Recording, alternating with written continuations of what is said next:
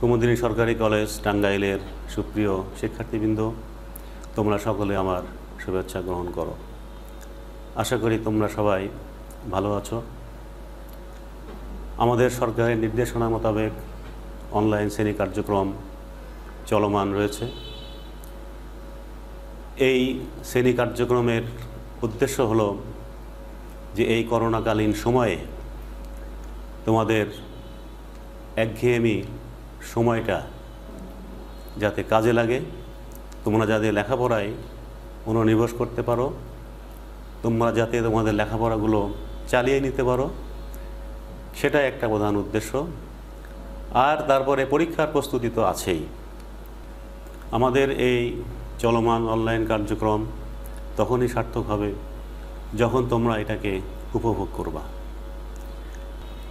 আমরা শ্রেণী কার্যক্রমে রুটিন দিয়েছি এবং সেই রুটিন মোতাবেক তোমরা তোমাদের ক্লাসগুলো দেখবে, শিখবে। একবার শিখতে না পারলে আবার দেখবে। এরকমভাবে তোমরা তোমাদের লেখাপড়া চালিয়ে যাবে এবং তোমাদের পরীক্ষারও প্রস্তুতি নিবে। আমি প্রফেসর মোহাম্মদ আব্দুল মান্নান, অধ্যক্ষ কুমুদিনী সরকারি কলেজ টাঙ্গাইল। আমি আজকে অনার্স থার্ড ইয়ারের সিম্বলিক লজিকের উপর একটি ক্লাস নিব। আজকের সেই টপিকটা হলো সংক্ষিপ্ত সত্য সারণী কৌশল। এটা একটি গুরুত্বপূর্ণ টপিক। পরীক্ষার সময় কিন্তু এখান থেকে একটা কোশ্চেন তোমাদের থাকবেই। তার চেয়ে বড় কথা হলো সিম্বলিক লজিক পড়তে গেলে আমাদের এই সত্য সারণী বুঝতে হবে, আমাদের সংক্ষিপ্ত সত্য সারণী বুঝতে হবে। প্রথমেই একটু আলোচনা করা যায় যে সত্য সারণী কী। সত্য সারণী সারণী কিন্তু আমরা শুধু আমাদের যুক্তিবিদ্যায় নয়, এটা অনেক ক্ষেত্রেই আমরা সারণী ব্যবহার করি।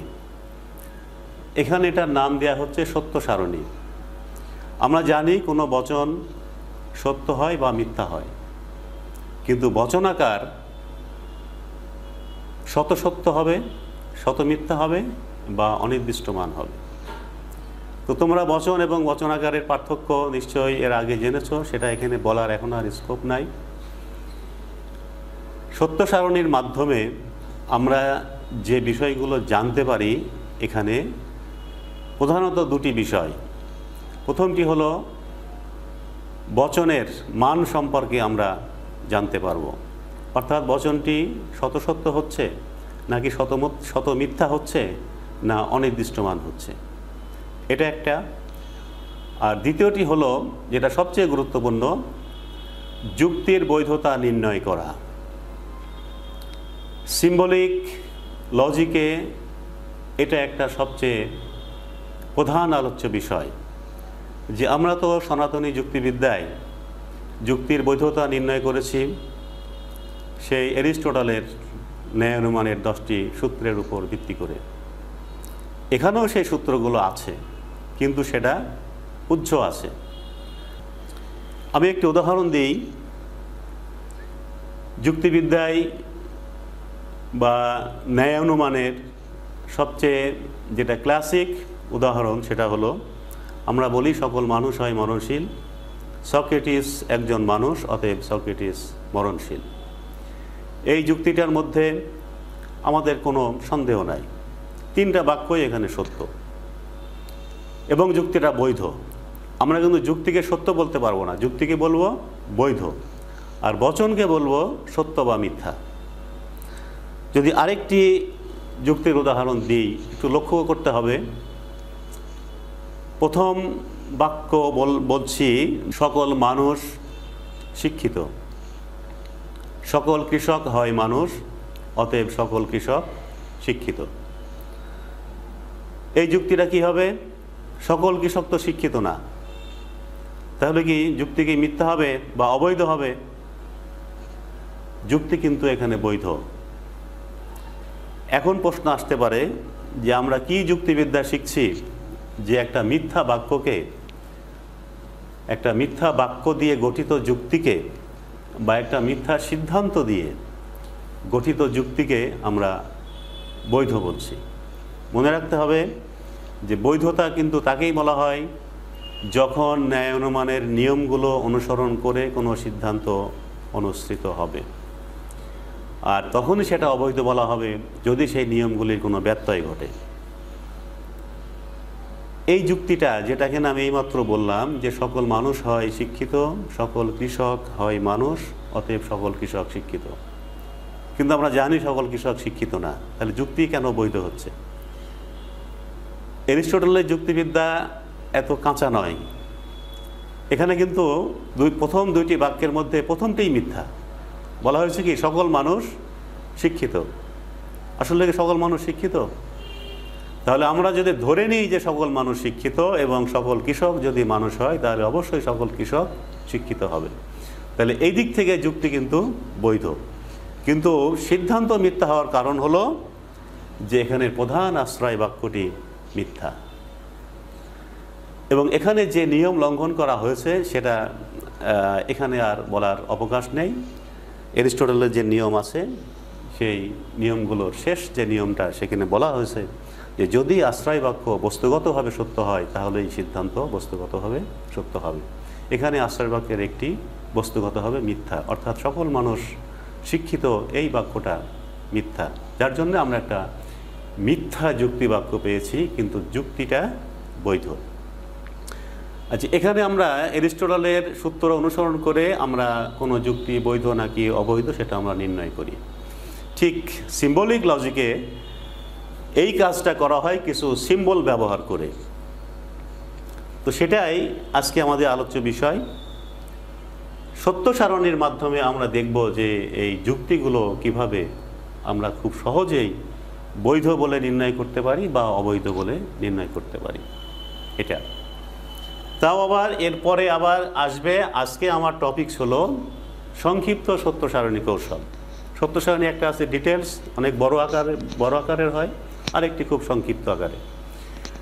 তো সংক্ষিপ্ত সত্য সারণী কৌশল এটা একটু তোমাদের বইতে একটু পরে আছে, কিন্তু এই আমি জানি যে এর আগে যে ক্লাস তোমাদের স্যার নিয়েছেন আব্দুল্লাহ তালুকদার, উনি কিন্তু সত্য সারণী এটা উনি পড়িয়েছেন। তাহলে সেই সত্য সারণীর আলোকে আমরা এখন দেখব যে সংক্ষিপ্ত সত্য সারণীর মাধ্যমে কিভাবে যুক্তির বৈধতা বিচার করা যায়। তার আগে আমি একটু সত্য সারণী সম্পর্কে একটু ধারণা দিব। এখানে দুইটি যুক্তি আছে, 1 নাম্বার 2 নাম্বার। প্রথমটি আছে পি ইমপ্লাইজ কিউ, এটাকে বলা হয়। তোমরা এগুলোর ব্যাখ্যা করার কিন্তু এখন অবকাশ নাই, কারণ এগুলো কিন্তু অনেক আগে তোমাদের পড়ানো হয়ে গেছে। পি ইমপ্লাইজ কিউ, এই বাক্যের বলা হয় যদি পি তাহলে কিউ। আমরা যেমন বলি যদি বৃষ্টি হয় তাহলে মাটি ভিজবে, ঠিক সেই রকম যে P implies Q. Negation Q, এটাকে নেগেশন বলা হয় কিউ এর অস্বীকৃতি, অর্থাৎ কিউকে এখানে স্বীকার করা হয়েছে আর এখানে অস্বীকার করা হয়েছে। অতএব সিদ্ধান্ত বলা হচ্ছে নেগেশন পি, অর্থাৎ পি কেও অস্বীকার করা হলো। যদি একটু বাস্তবে নেওয়া হয় তাহলে কি হয়? যদি বৃষ্টি হয় তাহলে মাটি ভিজবে, মাটি ভিজেনি, অতএব বৃষ্টি হয়নি। খুব সহজ কথা। তাহলে এটা আমার মনে হয় যে এটা বৈধ হবে, কিন্তু এটা 2 নাম্বার। যদি আগের উদাহরণে থাকি, যদি বৃষ্টি হয় তাহলে মাটি ভিজবে, বৃষ্টি হয়নি, অতএব মাটি ভিজেনি। এটা কি বৈধ হবে? মাটি তো অন্যভাবেও ভিজতে পারে, অতএব বৃষ্টি হয়নি মাটি ভিজেনি এটা আমরা বলতে পারবো না। তাহলে এটা হবে অবৈধ। সত্য সারণীর মাধ্যমে দেখানো হয়েছে এখানে। যেমন প্রথম যুক্তিটির সত্য সারণী হবে এরকম। এখানে উপাদান বচন আছে 2টি, পি এবং কিউ। সত্য সারণীর নিয়ম অনুযায়ী এর লাইন হবে 4টা। পি কিউ প্রথমে আমরা লিখে নিয়েছি, এগুলোকে বলা হয় স্তম্ভ, আর এই সাইডে এটাকে বলা হবে সারি বা লাইন। তাহলে এখানে এই মানগুলো আসলে সম্ভাব্য মান আমরা বসিয়েছি শুধু। যেমন পির আমি এখানে লিখলাম যে 2টা টি লিখছি। সত্য সারণীর নিয়ম হলো যদি 4টা লাইন হয়, প্রথম 2টা লাইন অর্ধেক হবে সত্য, অর্ধেক হবে মিথ্যা। নেক্সটে গিয়ে এটার অর্ধেক হবে, তাহলে এখানে 2টা টি আছে, এখানে 1টা টি হবে। 1টা টি, 1টা এফ, 1টা টি, 1টা এফ। লাইন হবে 4টা। লাইন কেন 4টা হবে? এখানে উপাদান বচন আছে 2টা, দেখো পি আর কিউ আছে, আর বাইরে কোনো উপাদান বচন নেই, তাহলে 2 2 4। যদি আরেকটি থাকতো তাহলে 2 ওই যে পাওয়ার 3, তাহলে কি হয় 8টা লাইন হয়ে যায় তখন। কিন্তু এখানে 2টা উপাদান বচন থাকার কারণে লাইন হয়েছে 4টা। সম্ভাব্য মান বসিয়েছি এটা পি এবং কিউ এর বাইরে কিন্তু আর এদের কোনো মান হবে না। একটা হতে পারে পি সত্য কিউ সত্য, আরেকটা হতে পারে পি সত্য কিউ মিথ্যা, আরেকটা হতে পারে পি মিথ্যা কিউ সত্য, আরেকটা হতে পারে পি মিথ্যা আর কিউ মিথ্যা, এটা হতে পারে। এর বাইরে কিন্তু আর কোনো মান নাই, এটাকে বলা হচ্ছে, তবুও বলা হচ্ছে সম্ভাব্য মান এখানে বসানো হয়েছে। আচ্ছা, আমরা জানি তাহলে পি ইমপ্লাইজ কিউ, এই মানগুলো কিন্তু আগে শেখানো হয়েছে, কখন টি হবে, কখন এফ হবে, কখন টি হবে, বা আবার কখন টি হবে। এটাকে বলা হয় পূর্বক, এটাকে বলা হয় অনুক। এটা একটা প্রাকল্পিক বাক্য। প্রাকল্পিক বাক্যে যদি পূর্বক সত্য হয়, অনুক সত্য হয়, তাহলে বাক্যটা সত্য হয়। তো দুটোর মান টি এর কারণে এটার মান সত্য হয়েছে। আর প্রাকল্পিক বাক্যের সবচেয়ে বড় বৈশিষ্ট্য হলো যদি পূর্বক সত্য হয় আর অনুক মিথ্যা হয়, তাহলে কিন্তু পুরো বাক্যটা মিথ্যা হয়ে যাবে। হ্যাঁ, যদি বৃষ্টি হয় তাহলে মাটি ভিজবে, বৃষ্টি হয়েছে বললে সত্য, বললে যে মাটি ভেজেনি, তাহলে কি সেটাকে সত্য বলা যাবে?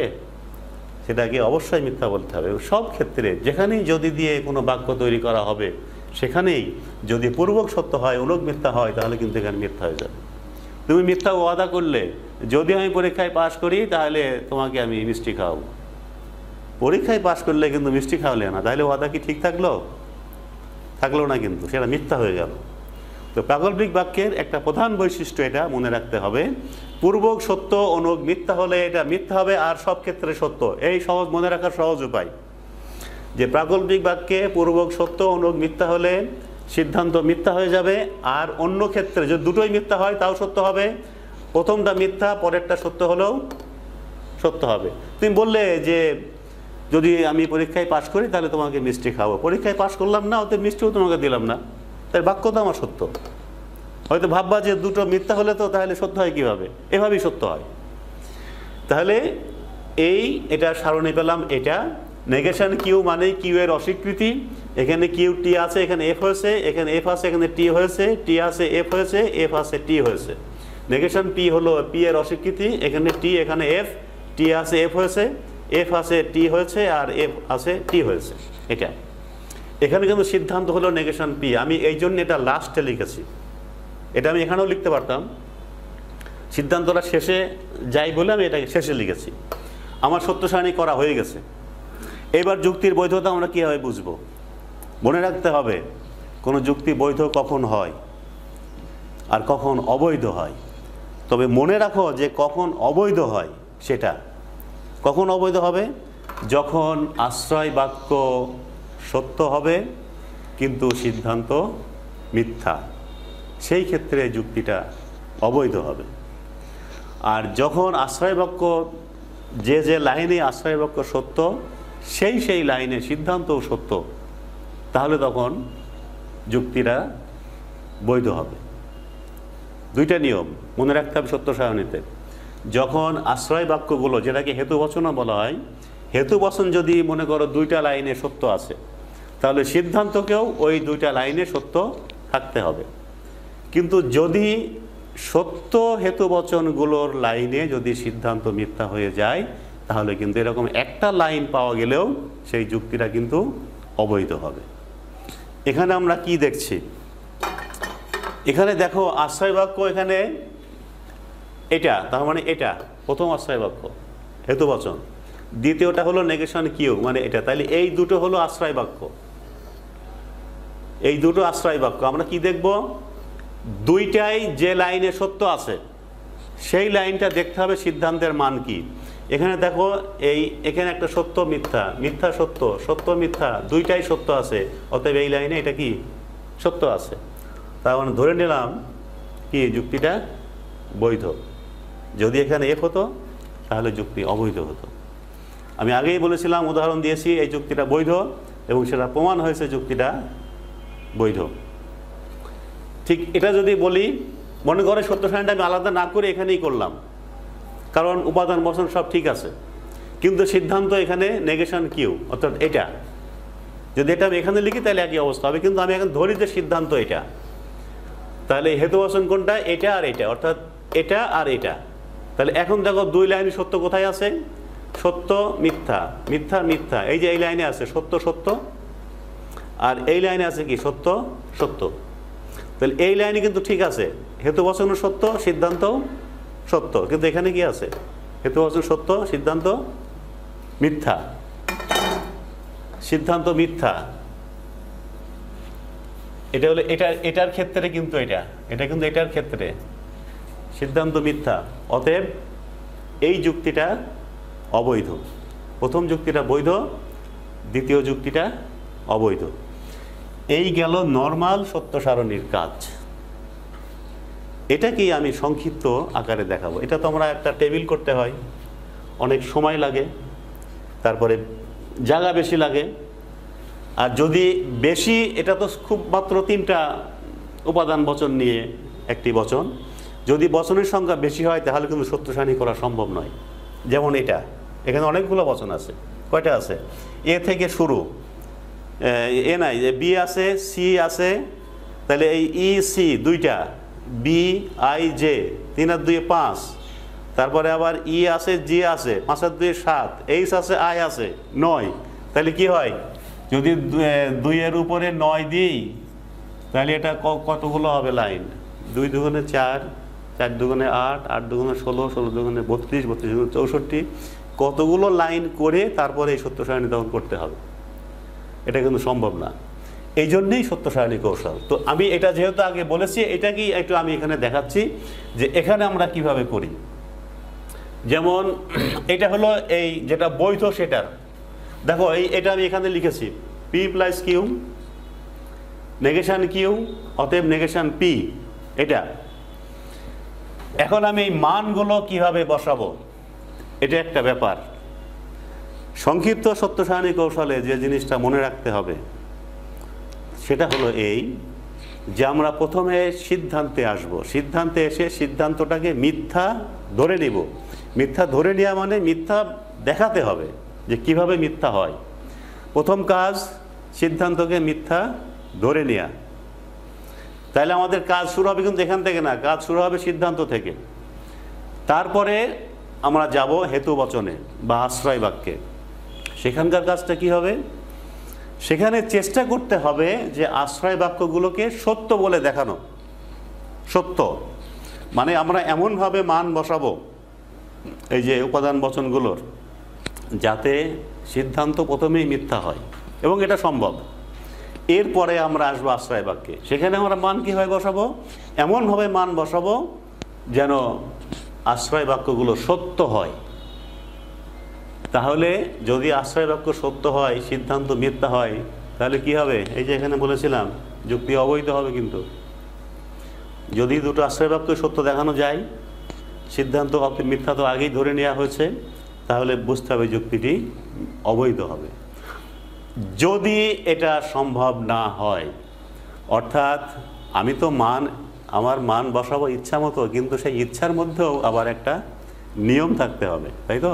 স্বাধীনতা আছে, কিন্তু স্বাধীনতা মানেই তো আমি কাউকে যা ইচ্ছা তাই করতে পারবো না, সেটারও একটা নিয়ম আছে। তো এখানে মান বসাবো আমাদের নিয়মের মধ্যে থেকে। আমি যদি এক জায়গায় এর মান মনে করো নিলাম টি, আমি কি সেটা আরেক জায়গায় এফ নিতে পারবো? পারবো না। কিন্তু প্রথমে আমি নিয়ে নিলাম সিদ্ধান্তকে মিথ্যা ধরার জন্য, যা ইচ্ছা তাই নিলাম, কিন্তু সিদ্ধান্তের যে মানটা আমি একবার নিব সেটা কিন্তু আর চেঞ্জ করতে পারবো না। তাহলে সেই মানগুলো আমাদের এখানেও বসাতে হবে। বাকিগুলো হয়তো আমি আবার আমার ইচ্ছা মতো আমি নিব, যাতে এটাকে সত্য বলে প্রমাণ করা যায়। তাহলে উদ্দেশ্য কি মনে রাখতে হবে? আবার এটাই, প্রথমে সিদ্ধান্তকে মিথ্যা ধরতে হবে, তারপরে আমাদের চেষ্টা হবে হেতু বচনগুলোকে সত্য বলে দেখানো। যদি এটা সম্ভব হয় তাহলে বুঝতে হবে যুক্তিটি অবৈধ।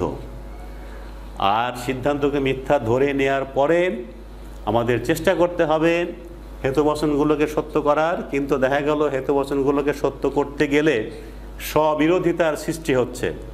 স্ববিরোধিতা কোনটা? মনে করো কোনো একটা বচন একবার টি নিচ্ছি, আরেকবার এফ নিতে হচ্ছে, না নিলে ওই বচনটা আর সত্য বলে দেখানো যাচ্ছে না। যদি এরকম কন্ট্রাডিক্ট করে তাহলে প্রমাণ হয় এটাই যে সিদ্ধান্তকে মিথ্যা ধরার কারণে হেতুবচনগুলোরকে সত্য বলে দেখাতে গেলে এই কন্ট্রাডিকশনের সৃষ্টি হচ্ছে, এটা সম্ভব হচ্ছে না। অতএব সেই যুক্তিটা কিন্তু হবে তখন বৈধ। যদি সম্ভব না হয় তাহলে সংক্ষিপ্ত সত্য সারণী কৌশলে কিন্তু যুক্তির অবৈধতা নির্ণয় করা খুব সহজ। প্রথমেই তোমার হয়ে গেল যে সিদ্ধান্ত মিথ্যা ধরলাম, তারপরে হেতুবচন সত্য বলে দেখাই দিলাম। যদি সম্ভব হয় তাহলে বেঁচে গেলে যে তোমার কাজ শেষ। আর যদি এটা সম্ভব না হয় তাহলে কিন্তু অস্থিরতা তখন বেড়ে যাবে, তখন চেষ্টা করতে হবে সত্য করার, সেখানে একটু সময় বেশি লাগবে। যদি যুক্তিটা আরও বড় হয় তাহলে তো কথাই নেই, সেই ক্ষেত্রে ওই সময়টা বাড়তি সময় তোমাকে ব্যয় করতেই হবে, কারণ কনফার্ম হতে হবে যে আমার কন্ট্রাডিকশনটা হচ্ছে কিনা। যদি কন্ট্রাডিকশন হয় তাহলে তখন সেই যুক্তি হবে বৈধ। এই যুক্তিটা খুব ছোট, তো খুব সহজেই এটা বোঝা যায়, এই জন্যে এটা আমি আগে লিখে নিয়েছি। দেখো প্রথম যুক্তিটা বৈধ ছিল। আচ্ছা আমি আগে অবৈধটা আসি। দ্বিতীয় যুক্তিটা অবৈধ ছিল। দেখো সিদ্ধান্ত নেগেশন কিউ, সিদ্ধান্ত কিন্তু এই নেগেশনটার প্রতীকটা কিউ এর এই নেগেশনকে তাহলে মিথ্যা করতে হবে।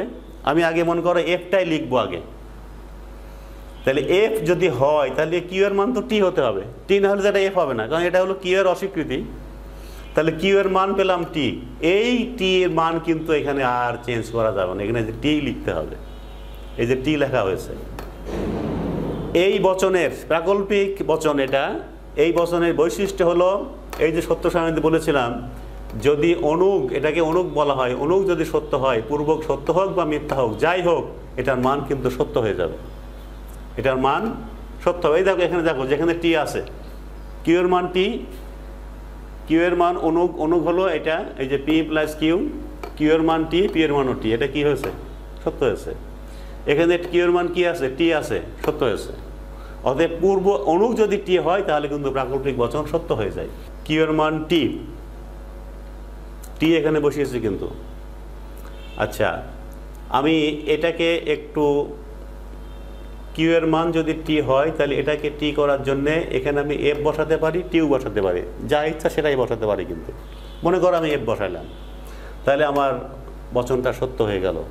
এই যে এখানে দেখো পি এর মান এফ, কিউ এর মান টি, তাহলে বচনের মান হয়েছে কি?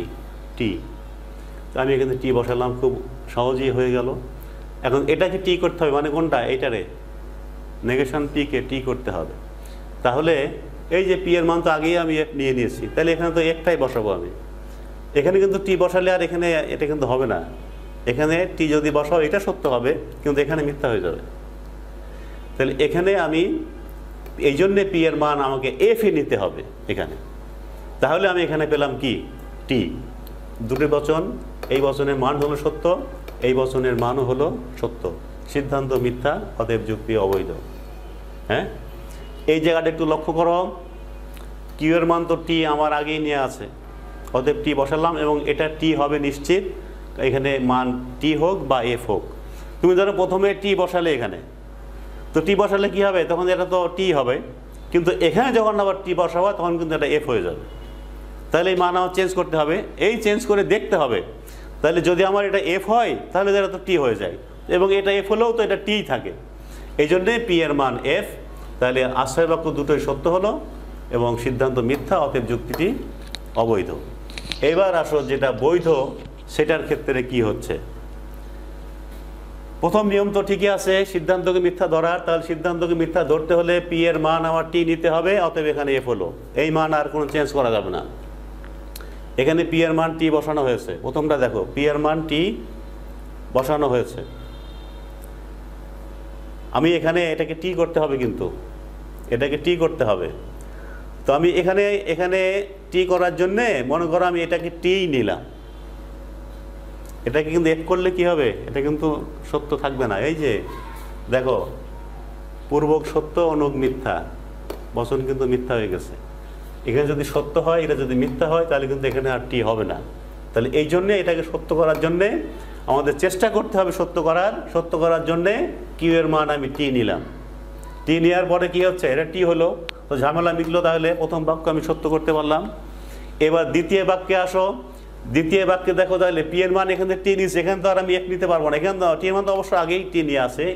কিউ এর মান দেখো, কিউ এর মান আগে আমি টি নিয়েছি এখানে, তাহলে এখানে কিন্তু আর কিউ এর মান আমি কি এফ নিতে পারবো, কিন্তু এফ না নিলে এটা টি হচ্ছে না। এরা যদি এফ না নিই এটা টি হচ্ছে না, তাহলে কি হচ্ছে, এক জায়গায় টি আর এক জায়গায় এফ। তাহলে এখানে কন্ট্রাডিকশনটা হয়েছে দেখো কিউ এর সাথে। কিউ যদি এখানে টি নিই তাহলে বচনটা সত্য হয়, আর যদি এখানে কিউ এর মান আবার আমি টি রাখি তাহলে কিন্তু বচনটা মিথ্যা হয়ে যায়। তাহলে এই বচনকে সত্য করার জন্যে এখানে কিউ এর মান এফ নিতে হচ্ছে। কিন্তু সমস্যা হলো দেখো এখানে এই যে এই এফ আর এই হলো টি, এই দুটো কিন্তু কি করতেছে, কন্ট্রাডিক্ট করতেছে। তার মানে ধরে নিতে হবে আমাদের উচিত হয় নাই যে সিদ্ধান্তকে মিথ্যা ধরে নিয়ে একটা ঠিক হয় নাই, কারণ একটা বৈধ যুক্তির সিদ্ধান্ত কখনো মিথ্যা হতে পারে না। যদি মিথ্যা আমি ধরে নিই তাহলে এই কন্ট্রাডিকশনের শিকার হতে হবে, অতএব যুক্তিটি বৈধ। সত্য সারণীতে করছি আমরা এভাবে, আর সংক্ষিপ্ত সত্য সারণী করছি এইটুকুর মধ্যে, এটা শেষ। তাহলে এভাবে আমরা দেখছি যে সংক্ষিপ্ত সত্য সারণী কৌশলের মাধ্যমে আমরা যুক্তির বৈধতা বা অবৈধতা নির্ণয় করতে পারি। এখন মনে করবো যে এটা আর কি, এখানে না একটু জায়গা লাগলো আর এখানে একটু কম লাগলো, কিন্তু ওই যে বলেছিলাম এটা যদি করো যে 200-200-র বেশি লাইন করতে হবে, তাহলে কিন্তু সত্য সারণীটা কমপ্লিট হবে না। এটার একটু বড় যুক্তি আমি এটা নিয়েছি এখানে এটা। তো এটা তাইলে একটু দেখো, এটা একটু দেখতে হবে, যদি এটা বুঝতে পারো তাহলেই তোমার সত্য সারণী কৌশল, সংক্ষিপ্ত সত্য সারণী কৌশল তোমার শেখা হয়ে যাবে। অনলাইনে ক্লাসে একটা সুবিধা আছে, যে বক্তব্যগুলো বলা হলো যদি এটা তো শোনার সুযোগ তো অনেকবার আছে, সঙ্গে সঙ্গে ওটা রিওয়াইন্ড করে নিবা, দিয়ে আবার দেখবা যে এটা স্যার এটা কী বললো, ভুল বললো কিনা একটু ভালো করে দেখে নিই। হ্যাঁ, তখন দেখবা ঠিক যে কথাগুলো বলেছি আবার ওটাকে স্মরণ করো, স্মরণ করতে না পারলে আবার ওটা দেখে নাও, তারপরে এখানে আসো। কি বলেছিলাম, সিদ্ধান্তকে আগে মিথ্যা ধরতে হবে।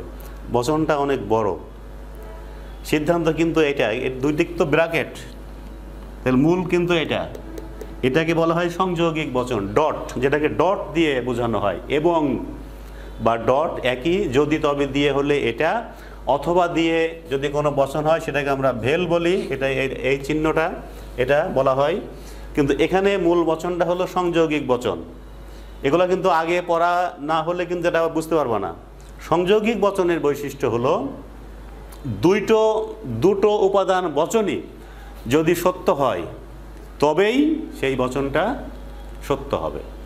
যদি দুটি উপাদান বচন মিথ্যা হয় তাহলে বচন মিথ্যা হবে, আবার যদি একটা সত্য একটা মিথ্যা হয় সেক্ষেত্রেও মিথ্যা হবে। তুমি বললে যে রহিম বুদ্ধিমান এবং সৎ, এটা বললে, দেখা গেল যে রহিম বুদ্ধিমানও নয় সৎও নয়, তাহলে কি হবে, বচনটি মিথ্যা। দেখা গেলো যে হ্যাঁ রহিম যেমন বুদ্ধিমান ঠিক তেমনি সৎ, দুটোই সত্য, অতএব বচন সত্য। কিন্তু যদি বলো রহিম বুদ্ধিমান ঠিকই আছে কিন্তু সে সাংঘাতিকভাবে অসৎ, আর অসৎ হলে তো বুদ্ধিমানও লাগে, তাহলে আবার অসৎ হওয়া যায় না, তো তাহলে একটা সত্য একটা মিথ্যা হলো। তাহলে এখন যদি তুমি ওটাকে একত্র করে বলো যে রহিম সৎ এবং বুদ্ধিমান, তাহলে কি বাক্যটাকে সত্য বলা যাবে?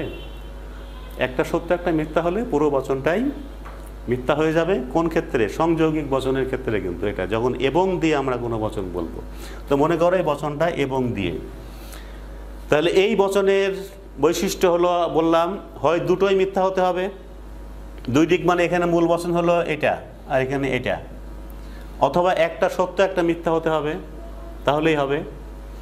তবে এই যুক্তির একটা সুবিধা আছে, এই যুক্তিটা যদি কেউ লক্ষ্য করো তাহলে বুঝবা যে এখানে কোনো একটি বচন দুইবার মনে হয় নেই, ই আছে সি আছে, বি আই জে।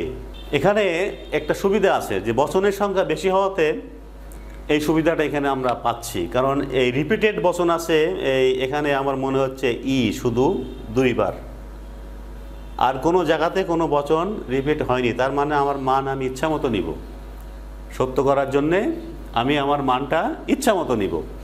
তাহলে দেখো প্রথমে আসো সিদ্ধান্তে। আমি প্রথমে কিন্তু এই এফটা আগে লিখে নিব। এফ রাখার জন্য আমার কি করতে হবে, এদিককার দুইটা বচনের হয় দুটোই এফ করতে হবে, নতুবা একটা এফ করতে হবে। তো দেখো আমি প্রথমটা আমি এফ করে নিলাম। প্রথমটা কি আছে, যে ই ইমপ্লাইজ জি, এই যে এই বচনটা পূর্বক সত্য অনুগ মিথ্যা, অতএব মূল বচন মিথ্যা। এখানে কিন্তু মূল বচন এটা, আমি একটা উপাদান বচন মিথ্যা পেলাম, আর এটা একটা মিথ্যা পেলেই এটা মিথ্যা হয়ে যাবে। এটা আমি যাই দিই কিছু যায় আসে না, আমি এটা ইচ্ছা মতো বসাই দিলাম, দুইটা টি দিলাম, একটা টি হলো। তাহলে একটা মিথ্যা হলো আরেকটি সত্য হলো, কোনো ব্যাপার না, মান এটা মিথ্যাই হবে। তাহলে আমি এভাবে ধরে নিলাম মিথ্যা। তোমরা এখানে দুটা এফ বসাতে পারো, এফ বসালেও অসুবিধা নাই, দুটা এফ হলো, তাতে কি হয়েছে, এখানে মিথ্যাই হবে।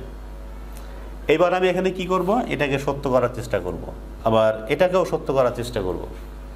এটা কারণ আবার বলছি, এই কথাটা বারবার মনে রাখতে হবে, সিদ্ধান্ত মিথ্যা, চেষ্টা করতে হবে হেতুবচনকে সত্য করার। এই চেষ্টাটা কিন্তু করতে হবে। চেষ্টা করার পরে যদি কন্ট্রাডিক্ট হয় তাহলেই সেই বচন হবে বৈধ, অথবা অবৈধ। তাহলে এখানে খুব সহজেই এই বচনটির অবৈধতা আমরা নির্ণয় করতে পারি। আমি এখানে এটা মিথ্যা দেখালাম, এরপরে আমি প্রথম হেতুবচনটায় আসলাম, সি এর এটা দেখো এই প্রাকল্পিক বচনের একটা সুবিধা আছে, যদি আমি অনুগের মান যদি টি নিয়ে নিই তাহলে এখানে টি হয়ে যাবে। এই দেখো এখানে যেখানে টি আছে সেখানেই টি আছে, এই যে এখানে টি, এখানেও টি, এখানে টি, এখানে টি। অতএব আমি এটা আমার ইচ্ছা মতো আমি টি বসালাম, তাইলে এখানে আমার টি হবেই। এখানে বচনটি ভুল হয়েছে, ভেলের পরে এফ হবে। প্রথম আশ্রয় বাক্যে আমি প্রথমেই অনুগটারে টি নিয়ে নিয়েছি। টি নেওয়ার অর্থ হলো আমার এই মানটা সত্য হয়ে যাবে। আমি এখানে আমার ইচ্ছা মতো মান বসাই দেব, তুমি যা ইচ্ছা তাই বসাও, এটা টি এটা এফ, বা দুইটাই টি দুইটাই এফ, যা ইচ্ছা তাই বসাও, কোনো দরকার নাই, আমার এখানে এটা টি হবে। তবু আমি একটা বসাই দিই, মনে করো আমি এটা টি এর মান ই এর মান টি বসালাম, এফ এর মান এফ বসালাম, কিন্তু ভেলের মান এখানে টি হবে, কারণ ভেলের মানের বৈশিষ্ট্য হলো যে কোনো একটা সত্য হলেই এটা সত্য হয়ে যাবে। ওই যে আগের উদাহরণটা যদি বলি যে রহিম বুদ্ধিমান অথবা অসৎ, তাহলে যে কোনো বললে যে হ্যাঁ রহিম বুদ্ধিমান, তাহলে কথাটা সত্য হয়ে যাবে, বা রহিম অসৎ কথাটা সত্য হয়ে যাবে। অর্থাৎ অথবা দিয়ে কিছু বললে একটি সত্য হলেই সেটা সত্য হয়ে যায়। তাহলে এই বচনটা সেই রকম, এই জন্যে এটা সত্য হলো। তবে এটার মান তুমি আবারও বলছি এটা চেঞ্জ করতে পারো, কোনো যায় আসে না, এটা সত্য হোক বা মিথ্যা হোক এখানে সত্য হবেই। এই জন্যে প্রথমে এটা টি ধরে নিলেই এটার মান হয়ে গেল সত্য। এবার আসলে দ্বিতীয় হেতুবচনে, দ্বিতীয় হেতুবচন কিন্তু এটা ইমপ্লাইজ, এটাকে টি করবো, আমি এটাকে টি করব। আমি বি তো কোনো জায়গাতে নাই, কোনো জায়গাতে কিন্তু বি নাই। এই যে বলেছিলাম না বেশি বচন থাকলে একটা সুবিধা আছে, তো বি এর মান আমি এফ নিতে পারি, আবার টিও নিতে পারি। কিন্তু এফ নিলে সুবিধা, এই যে প্রাকল্পিক বচনের জন্যে এফ থাকলেই, এই দেখো পূর্বক যদি এফ হয় তাহলে কি পূর্বক এফ হলে সত্য হয়ে যায় সিদ্ধান্ত। তাহলে আমি এই জন্য এটা এফ নিয়েছি এবং এটা টি হলো। এটার মান তুমি এক ইচ্ছা মতো বসাও, আমি যা বসাইছি এটা বসানো নট নেসেসারি, যা ইচ্ছা তাই বসাবা, কিন্তু এটার মান এখানে সত্যই হবে। তাহলে আমরা কি পেলাম, তাহলে আমরা পাচ্ছি প্রথম আশ্রয় বাক্য পেলাম সত্য, দ্বিতীয় আশ্রয় বাক্যও পেলাম সত্য, আর সিদ্ধান্ত পেয়েছি মিথ্যা। অতএব যুক্তিটা কি হবে, অবৈধ হবে। উল্টাপাল্টা বসানো হয়েছে, তো যুক্তি তো অবৈধ হবেই। তাহলে এই যুক্তিটা অবৈধ হলো। সংক্ষিপ্ত সত্য সারণীর এটাই হলো সবচেয়ে বড় কৌশল, যে বচন যত বড়ই হোক আমরা কিন্তু সেটা সত্য সারণী করে ফেলব, এবং যে নিয়মে আমি বললাম যদি সেই নিয়মগুলো অনুসরণ করি তাহলে আমরা সহজেই বুঝতে পারবো যে কোনো যুক্তি বৈধ হলো নাকি অবৈধ হলো। সিম্বলিক লজিকের এটা একটা সবচেয়ে বড় দিক। আমরা ট্র্যাডিশনাল লজিকে যুক্তির বৈধতা বা অবৈধতা নির্ণয় করার জন্যে আমাদের সবসময় অ্যারিস্টটলের ন্যায় অনুমানের নিয়মগুলো আমাদের সামনে রাখতে হয়, বারবার পড়তে হয়, নিয়মগুলো দেখতে হয়, তারপরে আমরা বুঝতে পারি যে যুক্তিটা বৈধ নাকি অবৈধ। কিন্তু এটা একটা অটোমেটিক প্রক্রিয়া, যদি আমি এই প্রক্রিয়ায় থাকি তাহলে আমি খুব সহজেই এবং নিশ্চিতভাবেই বলতে পারি যে কোনো যুক্তি বৈধ নাকি অবৈধ। এই সংক্ষিপ্ত আকারে এটা নির্ণয় করার জন্যেই এটার নাম দেওয়া হয়েছে শর্টার ট্রুথ টেবল টেকনিক। তো এটাই আজকের এই আলোচ্য বিষয়। তোমরা যদি বইয়ের আশ্রয় নাও, ইংরেজি বই তো তোমরা দেখো না, কিন্তু এরপরেও এই সিম্বলিক লজিকের যে ক্লাসিক বই সেটা কিন্তু এটা, যে সিম্বলিক লজিক, এটা আরভিং কপির লেখা। সারা বিশ্বে এই বই সমাদৃত। তো এই জন্যে সিম্বলিক লজিকটা শুধু আমাদের ফিলোসফির পাঠ্য নয়, এটা কিন্তু যারা MBA পড়ে BBA পড়ে তাদেরও এটা পাঠ্য। এগুলো বলার আমার উদ্দেশ্য হলো এটাই যে সুপ্রিয় শিক্ষার্থীবৃন্দ, তোমরা এই সিম্বলিক লজিকটাকে একটু ভালো করে আয়ত্ত করো। কারণ ফিলসফি পড়লে ফিলসফির সাথে সিম্বলিক লজিক ভালো করে পড়বা না, এটা কিন্তু হবে না। ফিলসফি পড়বা, সক্রেটিসকে জানবা না, প্লেটোকে জানতে পারবা না, অ্যারিস্টটল কোন দেশের বলতে পারবা না, তাহলে সেই ফিলসফি পড়ার কোনো অর্থ নাই। এই জন্যে প্রত্যেকটা বিষয়ের সাথে কিছু অবিচ্ছেদ্য বিষয় আছে, সেগুলো কিন্তু জানতে হবে। তো তোমাদের অনেক অনেক শুভকামনা। আমি আবারও তোমাদেরকে বলছি যে আমাদের এই শ্রম তখনই সার্থক হবে যখন তোমরা এটা তোমাদের বাসায় নিরিবিলি হোক বা যখনই সময় পাবে তখনই হোক এটা দেখবে। এটা সুবিধা হলেও তোমরা বারবার দেখতে পারবে এবং তাহলেই তোমাদের কিন্তু তোমাদের উদ্দেশ্যটা পূরণ হবে। আমার এই আজকের ক্লাসে সংক্ষিপ্ত সত্য সারণী সম্পর্কে যা বলেছি, একবার বুঝতে না পারলে তোমরা আবার দেখো, আবার না পারলে আবার দেখো, এবং আমি নিশ্চিত যদি এভাবে তুমি আগ্রহ ভরে এটা দেখতে থাকো, বুঝতে না পারলে আবার দেখতে থাকো, তাহলে তোমার সত্য সারণী সম্পর্কে, এই সংক্ষিপ্ত সত্য সারণী সম্পর্কে তোমার ধারণা জন্মাবেই, এটা কোনো সন্দেহ নাই। তো আমি আশা করব, আমি আবারও বলছি যে তোমরা আমাদের এই অনলাইন শ্রেণী কার্যক্রমগুলো ভালোভাবে একটু সময় করে দেখার চেষ্টা করো। তোমাদের লেখাপড়াটা চালিয়ে যাও, তোমরা পরীক্ষার প্রস্তুতি নাও।